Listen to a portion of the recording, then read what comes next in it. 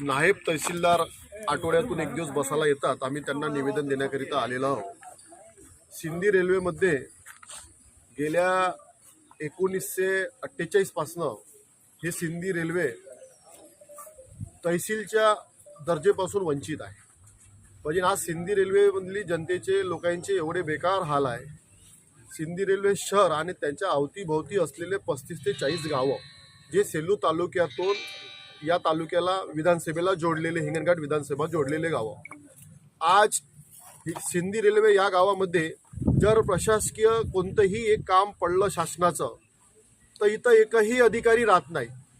आज या गोष्टीचं खंत वाटते आम्हाला की सिंधी रेल्वेमधील लोक राहतात की ढोरडुकरं राहतात का जनावरं राहतात, म्हणजे माणसं राहत नाही का? या सिंधी रेल्वेमध्ये CO सुद्धा बसत नाही. या सिंधी रेल्वेमध्ये तहसीलदार आठवड्यातून एकदा येतो. जर त्याला